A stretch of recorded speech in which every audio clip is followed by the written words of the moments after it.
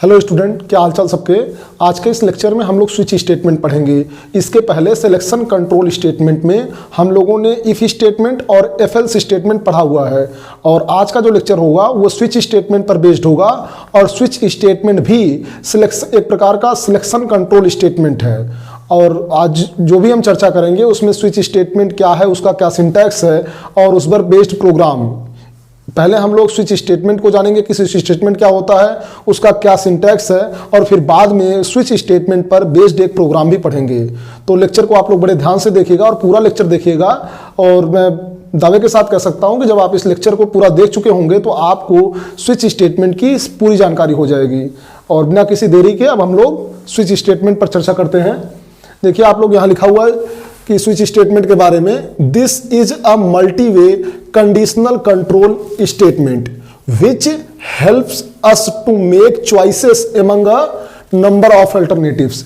इसका मतलब क्या है कि जो स्विच स्टेटमेंट होता है वो हमको नंबर ऑफ स्टेटमेंट्स में से, या कह लीजिए कि नंबर ऑफ अल्टरनेटिव्स अगर हमारे पास हैं, एक से ज्यादा हमारे पास स्टेटमेंट हैं, तो उनमें से किसी एक स्टेटमेंट को चूज करने की सुविधा देता है। जैसे आप लोग जानते होंगे कि हम लोगों ने इसके पहले इफ एल्स स्टेटमेंट पढ़ा हुआ है। वो इफ एल्स स्टेटमेंट क्या करता है, हमको, जैसे आप इफ एल्स स्टेटमेंट का अगर सिंटैक्स देखें, यहाँ पर एक्सप्रेशन होता है, उसके बाद इफ का स्टेटमेंट होता है, और स्टेटमेंट के बाद हम लोग सेमीकोलन लगा देते हैं, एल्स लिखते हैं, और एल्स में भी स्टेटमेंट लिखते हैं। तो अगर आप गौर से देखेंगे तो आपको ये पता चल जाएगा कि जो इफ एल्स स्टेटमेंट होता है वो हमको दो स्टेटमेंट में से, हमारे पास यहाँ कितने अल्टरनेटिव्स हैं, दो हैं, एक ये और दूसरा ये। तो जो इफ एल्स स्टेटमेंट होता है वो हमको दो स्टेटमेंट में से किसी एक स्टेटमेंट को चूज करने की सुविधा देता है। या कह सकते हैं कि हमारे पास दो ही अल्टरनेटिव्स हैं, एक है ये वाला स्टेटमेंट, दूसरा है ये वाला स्टेटमेंट। जब ये एक्सप्रेशन ट्रू होगा, यहां पर जो भी वैल्यू होगी वो ट्रू होगी, एक्सप्रेशन की वैल्यू, तो हम लोग इस स्टेटमेंट को एग्जीक्यूट करते हैं। और अगर यहां का जो एक्सप्रेशन है ये ट्रू नहीं होता है या फॉल्स मिल जाता है हमको, तो हम लोग एल्स पार्ट में लिखा हुआ स्टेटमेंट एग्जीक्यूट करते थे। तो जो इफ एल्स स्टेटमेंट था वो, ये जो सिंटैक्स है, ये हमको दो स्टेटमेंट में से एक स्टेटमेंट को चूज करने की सुविधा देता है। और जो हमारा स्विच स्टेटमेंट होता है, ये तो इफ एल्स की बात हो गई कि इफ एल्स में हमारे पास दो ही स्टेटमेंट होते हैं, और उन दोनों स्टेटमेंट में से हम एक्सप्रेशन की वैल्यू पर डिपेंड करता है कि हम कौन सा स्टेटमेंट एग्जीक्यूट करेंगे। सेम कुछ ऐसा ही हमारे पास क्या है, एक स्विच स्टेटमेंट है जो हमको नंबर ऑफ स्टेटमेंट में से, मतलब यहां पर एक से ज्यादा, या कह लीजिए कि चाहे जितने नंबर स्टेटमेंट हो उनमें से किसी एक स्टेटमेंट को चूज करने की या उसको एग्जीक्यूट करने की सुविधा देता है। तो आप लोगों ने यहां देख लिया कि स्विच स्टेटमेंट क्या है। स्विच स्टेटमेंट हमको नंबर ऑफ अल्टरनेटिव्स में से किसी एक अल्टरनेटिव को चूज करने का जो है वो सुविधा देता है, या कह लीजिए हमारी कोई ना कोई एक चॉइस क्रिएट करवाता है नंबर ऑफ स्टेटमेंट में से। आगे देखते हैं जो स्विच स्टेटमेंट का सिंटैक्स होता है। The syntax off switch statement is, कुछ इस तरीके का स्विच स्टेटमेंट होता है। अब यहां देखेंगे आप, स्विच स्टेटमेंट का जो सिंटैक्स है वो आपके सामने लिखा हुआ है। ये आपको स्विच यूज करेंगे, स्विच के बाद आप यहां एक्सप्रेशन लिखते हैं। और एक बात बहुत गौर से ध्यान से सुन लीजिए इसी वक्त, कि जो ये एक्सप्रेशन की वैल्यू है वो या तो इंटीजर टाइप की होगी या तो कैरेक्टर टाइप की होगी। तो यहां एक्सप्रेशन की जो भी वैल्यू आएगी वो क्या हो सकती है, या तो इंटीजर या फिर कैरेक्टर। अब आगे आप देखेंगे कि जो केसेस हैं, यहां जो स्विच केस की बॉडी है वो इस ब्रेसेस से लेकर के इस ब्रेसेस तक की है।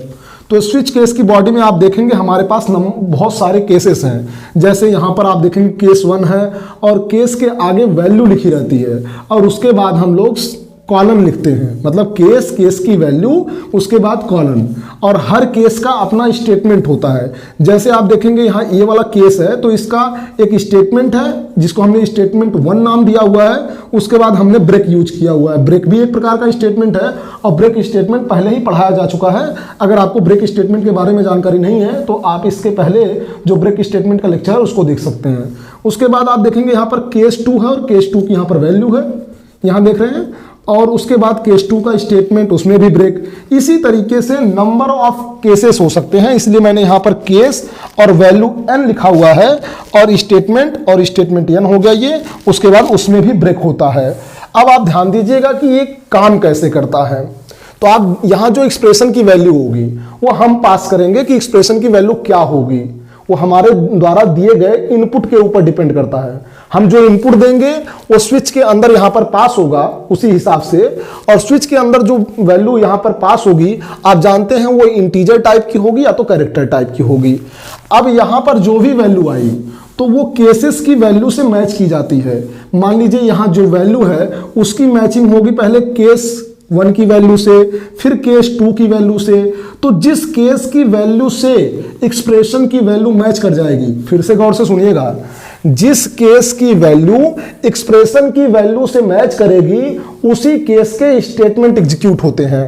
जैसे मान लीजिए, और अभी यहां पर हमने मान लो यहां केसेस की वैल्यू, मैं इसको मिटा करके आपको बताता हूं। जैसे मान लीजिए यहां केस की वैल्यू मैं 1 देता हूं यहां पर, फिर यहां पर मैं केस की वैल्यू मान लीजिए कितना दे देता हूं, इस केस की वैल्यू 2 दे देता हूं, और मान लीजिए इस केस की वैल्यू n दे देता हूं।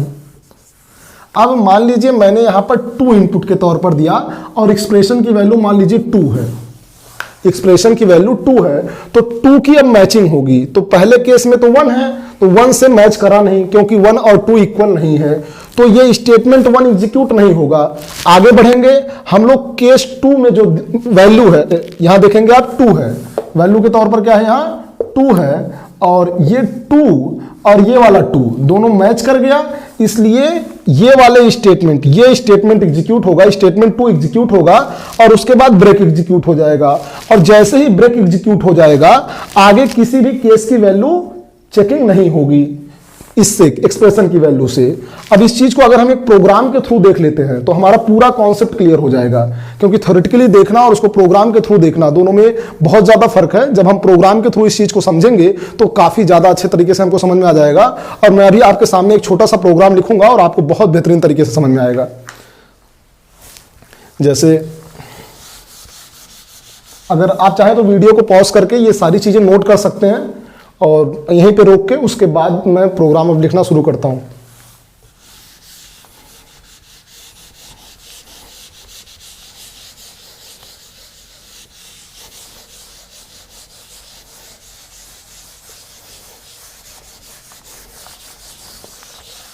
हम लोग एक छोटा सा प्रोग्राम लिखेंगे और आपको उससे समझ में आ जाएगा। सबसे पहले हम लोग लिखेंगे सी का प्रोग्राम लिखेंगे, हैज इंक्लूड stdio.h। उसके बाद हम लोग लिखेंगे अपना मेन फंक्शन इंट मेन, और मेन में आप पैरामीटर के तौर पर वॉइड पास कर सकते हैं, ये ऑप्शनल है। आप चाहे तो इस तरीके से केवल मेन लिख देंगे तब भी आपका प्रोग्राम एकदम सही तरीके से चलेगा, but it is a good practice to write main in this way. और आगे हम लोग अब कुछ वेरिएबल का डिक्लेरेशन करते हैं। मान लीजिए यहाँ पर मैं वेरिएबल दे रहा हूँ n दे रहा हूँ, और n के बाद यहाँ पर आप एक सेमी कॉलन यूज कर लीजिए। आगे एक मैसेज प्रिंट कराएंगे हम लोग, print F inter N integer value from 1 to 3। आप एक से लेकर के 3 के बीच की कोई भी नंबर को इनपुट दे सकते हैं। आगे हम लोग स्कैनएफ फंक्शन यूज करेंगे। स्कैनएफ फंक्शन हम लोग इनपुट को रीड करने के लिए करेंगे। आप यहाँ पर %d फॉर्मेट स्पेसिफायर यूज करेंगे, और जो नंबर हम इनपुट करेंगे मान लीजिए वो हम n वेरिएबल में स्टोर करेंगे, तो यहाँ आप m% के साथ वेरिएबल का नाम दे देंगे। आगे यहाँ से मेनली हम स्विच केस की बॉडी लिखेंगे। यहाँ हमने क्या किया हुआ है, एक n नाम का इंटीजर टाइप का वेरिएबल लिया, उसके बाद प्रिंटएफ स्टेटमेंट में हमने एक मैसेज पास किया हुआ है, inter N integer value from 1 to 3, मतलब कोई भी एक इंटीजर वैल्यू आप 1 से 3 के बीच में देंगे, 1 से लेकर के आगे 1 से 3 तक मान लीजिए आप। उसके बाद स्कैनएफ फंक्शन हम लोग लगाए हैं ताकि हम n में इनपुट ले पाएँ। उसके बाद अब मैं स्विच केस लिख रहा हूँ, स्विच है, स्विच के आगे यहाँ एक्सप्रेशन में मैं क्या पास कर रहा हूँ, n पास कर रहा हूँ, और n इंटीजर टाइप का ही है। और इसके पहले मैंने आपको बताया है कि यहाँ पर जो एक्सप्रेशन होता है उसकी वैल्यू या तो इंटीजर टाइप की हो सकती है या तो कैरेक्टर टाइप की हो सकती है। अब हम लोग स्विच की बॉडी लिखेंगे और इसमें अब हम केस लिखना शुरू करेंगे। मान लीजिए केस है और मैंने यहाँ पर 1 लिखा और उसके बाद हम लोग कॉलन का यूज करेंगे और इसमें प्रिंट एफ में मैं लिख रहा हूँ प्रिंट एफ और उसके बाद मान लीजिए इसमें मैंने 1 लिखा और यहाँ पर एक ब्रेक यूज कर लेंगे आप। अब ध्यान दीजिएगा और उसके बाद यहाँ पर केस 2 में आप फिर से एक स्टेटमेंट पास कर सकते हैं प्रिंट एफ का और यहाँ पर हम लोग लिखेंगे 2, मतलब अगर हम 2 देंगे तो 2 प्रिंट होगा, कुछ ऐसा ही प्रोग्राम है अपना।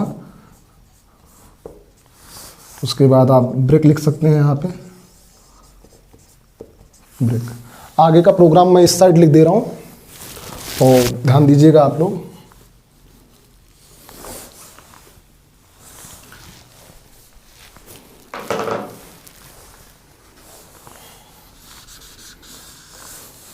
इसको मैं यहाँ नीचे थोड़ा सा कर रहा हूँ, आप लोग बहुत ध्यान से इसको नोट कर लीजिएगा तो फिर आपको प्रॉब्लम नहीं होगी। वैल्यू फ्रॉम 1 to 3 और केस 2 हो गया और यहाँ हम केस 3 लिख रहे हैं, केस 3 और उसके बाद आप कॉलन लगाएंगे, प्रिंट एफ में लिखेंगे प्रिंट एफ, उसके बाद आप लिख लेंगे यहाँ पर 3 और आप /n लगा सकते हैं, सेमी कॉलन, उसके बाद ब्रेक लिखेंगे हम लोग आप और उसके बाद यहाँ पर हम डिफ़ॉल्ट में लिखेंगे, डिफ़ॉल्ट का केस भी देंगे और मैं अभी आपको समझाता हूँ डिफ़ॉल्ट कब एग्जीक्यूट होता है। आप यहाँ प्रिंट एफ लिख लेंगे और प्रिंट एफ में कोई भी मैसेज आप डाल सकते हैं जैसे out of range.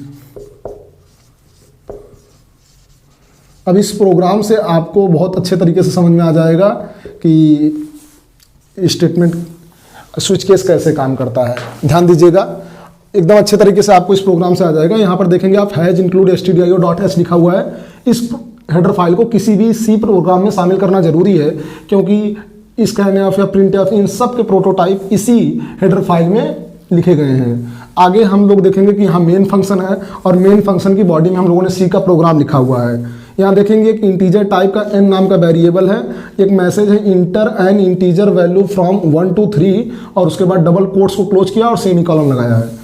Scan F function की सहायता से हम लोग n में नंबर इनपुट ले लेंगे। तो जैसे ही हम इंट n लिखेंगे तो इससे होगा क्या कि मेमोरी में एक लोकेशन होगी, आप यहाँ ध्यान दीजिएगा, जिसका नाम हो जाएगा n। ठीक, अब हम जो भी नंबर इनपुट देंगे यहाँ पर वो नंबर कहाँ चला जाएगा, इसमें चला जाएगा 2। मान लीजिए हमने 2 दिया, उसके बाद आप देखेंगे स्विच है, स्विच में यहाँ हमने n पास किया हुआ है, इट मीन्स यही जो 2 है वो यहाँ पर आ जाएगा। ठीक, अब केस है, केस के आगे क्या लिखा हुआ 1, तो इस 1 की 2 से मैचिंग हुई नहीं, इसलिए ये प्रिंटफ स्टेटमेंट एग्जीक्यूट नहीं होगा।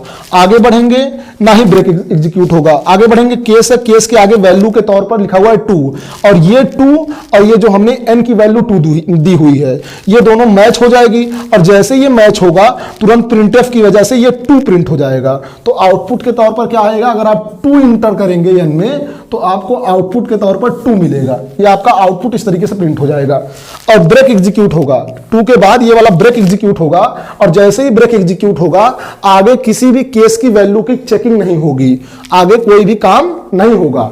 और मान लीजिए आपने 3 इनपुट दिया तो यहां पर क्या आ जाएगा, n में 3 आ जाएगा। अब 3 की यहां भी 3 हो जाएगा, n में वही ये जो n की वैल्यू यहां पास होगी, यहां 3 हो जाएगा। तो केस क्या होगा, 1 है। अब 1 की मैचिंग 3 से होगी नहीं तो ये वाला, ये दोनों प्रिंटफ और ये ब्रेक एग्जीक्यूट नहीं होगा। फिर 2 की मैचिंग 3 से होगी, 2 और 3 आपस में मैच नहीं कर रहे हैं इसलिए ये स्टेटमेंट एग्जीक्यूट नहीं होगा। हम आगे जाएंगे कि यहाँ केस के आगे 3 लिखा हुआ है तो वैल्यू 3 है और यहाँ जो आपके स्विच केस के अंदर की वैल्यू, यहाँ एक्सप्रेशन की वैल्यू ये भी 3 है, तो ये 3 और ये 3 मैच हो जाएगा। तो अब ये दोनों स्टेटमेंट एग्जीक्यूट होंगे। जब प्रिंटफ एग्जीक्यूट होगा तो आपको आउटपुट के तौर पर क्या मिल जाएगा, 3 मिल जाएगा, आउटपुट के तौर पर 3 मिल जाएगा। और ये ब्रेक भी एग्जीक्यूट होगा क्योंकि ये इसी केस के अंदर है और ब्रेक स्टेटमेंट जैसे ही एग्जीक्यूट होगा आगे कुछ भी चेकिंग नहीं होगी, ये डिफॉल्ट भी एग्जीक्यूट नहीं होगा। अब हम लोग ये सोचते हैं कि अगर हमने मान लीजिए जैसे यहाँ 1 2 3 दिया हुआ है, अब अगर हम 1 2 3 के बजाय कोई और नंबर दे दें, लाइक हम मान लीजिए यहाँ पर 4 दे देते हैं। अगर हम 4 दे देते हैं तो क्या होगा, अब देखेंगे आप यहाँ n में आ जाएगा 4, n में भी ये स्विच के अंदर जो एक्सप्रेशन है यहाँ पर आ जाएगा 4। अब 4 और 1 मैच नहीं कर रहा, तो ये दोनों स्टेटमेंट नहीं एग्जीक्यूट होंगे। फिर 2 की मैचिंग होगी 4 से, नहीं मैच हुआ तो ये दोनों प्रिंटफ और ब्रेक नहीं एग्जीक्यूट होगा। फिर 3 की मैचिंग होगी इस n से, मतलब 4 से, तो 3 और 4 भी मैच नहीं कर रहा, तो ये दोनों लाइन भी एग्जीक्यूट नहीं होगी। ऐसी स्थिति में क्या होता है, जब किसी भी केस की वैल्यू, एक्सप्रेशन की वैल्यू, यहां जो स्विच के आगे एक्सप्रेशन लिखा था इसके पहले सिंटैक्स में, तो आप देखेंगे किसी भी केस की वैल्यू जब स्विच के यहां पर जो एक्सप्रेशन की वैल्यू है उससे मैच नहीं करती है, ऐसी स्थिति में कोई केस तो एग्जीक्यूट हो नहीं पाएगा। तो होता क्या है, जब ऐसी कोई कंडीशन आ जाती है तब डिफॉल्ट एग्जीक्यूट होता है। अब आउटपुट के तौर पर जब आपने 4 दिया तो कुछ भी प्रिंट नहीं होगा इस तरीके से, क्योंकि केस में 1 2 3 ये सब चीजें प्रिंट नहीं होंगी, सीधे डिफॉल्ट एग्जीक्यूट होगा और प्रिंट होकर के आएगा आउट ऑफ रेंज। आउटपुट में क्या प्रिंट होकर के, आउट ऑफ रेंज, जब भी आप 3 से आगे देंगे। और ये जो डिफॉल्ट है ये ऑप्शनल होता है, इसको ध्यान दीजिएगा। और ये जरूरी नहीं है कि स्विच केस में, ये जो स्विच केस की बॉडी है यहां से यहां तक की, ये जरूरी नहीं है कि इसके बीच में लिखा जाए। ये स्विच केस की बॉडी में जो डिफॉल्ट होता है वो कहीं भी इंसर्ट किया जा सकता है, ऊपर नीचे बीच में कहीं भी लिखा जा सकता है। लेकिन होता क्या है, जब हम कोई भी वैल्यू इनपुट के तौर पर देते हैं, जैसे n की वैल्यू, तो सबसे पहले सारे केसेस चेक होते हैं। जब सारे केस में से कोई भी वैल्यू मैच नहीं करती है, किसी भी केस की वैल्यू यहां पर जो n है उससे मैच नहीं करती है, तब डिफॉल्ट एग्जीक्यूट होता है। अब ये डिफॉल्ट एकदम लास्ट में लिखा जाए ऐसा कुछ भी मतलब कंपलसरी नहीं है, कोई जरूरी नहीं है। आप डिफॉल्ट को कहीं भी इंसर्ट कर सकते हैं, और आप चाहें तो डिफॉल्ट ना भी लिखें, आप चाहें तो ये डिफॉल्ट ना लिखें, क्योंकि ये ऑप्शनल है। तो मुझे लगता है अब इस प्रोग्राम को जब आप अच्छे से देखेंगे और गौर से सुनेंगे तो ये आपको स्विच केस अच्छे से समझ में आ जाएगा। और वो अब हम इस प्रोग्राम को सिस्टम पर लिख करके रन करके भी देख लेंगे। तो वीडियो देखने के लिए थैंक यू। आगे आप लोग वीडियो सिस्टम पर इस प्रोग्राम को हम लोग रन करेंगे तो देख लीजिएगा। तो आप देख सकते हैं मैंने यहाँ पे सेम प्रोग्राम लिखा हुआ जो मैंने बोर्ड पर लिखा था कि हम कोई भी एक नंबर जो है 1 से लेकर के 3 के बीच में देंगे और उस नंबर को एज अ वर्ड प्रिंट करके हमारा प्रोग्राम देगा। यहाँ मैंने n नाम का वेरिएबल लिया हुआ और इसी n नाम के वेरिएबल को मैंने स्विच के अंदर एज ए एक्सप्रेशन पास किया हुआ है, आप लाइन नंबर 7 में देख सकते हैं। और मैंने प्रोग्राम में, जब मैंने बोर्ड पर प्रोग्राम को लिखा था उस समय मैंने डिफॉल्ट को सबसे लास्ट में लिखा था, तीसरे केस के बाद, लेकिन यहाँ मैंने डिफॉल्ट को दूसरे केस के बाद ही पास किया हुआ है। और मैंने बोर्ड पर बताते वक्त आपसे बताया था कि आप डिफॉल्ट को कहीं भी पास कर सकते हैं, चाहे आप ऊपर पास कर दीजिए या नीचे या बीच में कहीं भी। लेकिन अगर आप बीच में या ऊपर डिफॉल्ट को पास करते हैं तो डिफॉल्ट वाले स्टेटमेंट में आपको ब्रेक स्टेटमेंट भी देना होगा, सो दैट कि आगे प्रोग्राम कंटिन्यू हो पाए और आगे जो भी केसेस लिखे जाए डिफॉल्ट के बाद वो चेक होते रहें। तो ऐसे आप यहाँ देखेंगे कि मैं इस प्रोग्राम को कंपाइल करके देखता हूँ इसमें कोई एरर है या नहीं। हमने प्रोग्राम को कंपाइल किया और आप देख सकते हैं कि इसमें एरर और वार्निंग 0 है। अब प्रोग्राम को हम रन करके देखेंगे। प्रोग्राम को रन करेंगे तो मान लीजिए अब यहाँ इनपुट के तौर पर मैं 1 दूंगा तो उस समय 1 प्रिंट होकर के आना चाहिए। मैंने देखिए इनपुट के तौर पर 1 दिया और मैंने इंटर बटन प्रेस किया तो 1 प्रिंट होकर के आ गया, आप आउटपुट में देख सकते हैं। या अगर मैं दोबारा रन करके आपको दिखाता हूँ, अगर मैं 3 देता हूँ तो 3 प्रिंट होना चाहिए, ये 3 भी प्रिंट हो रहा है।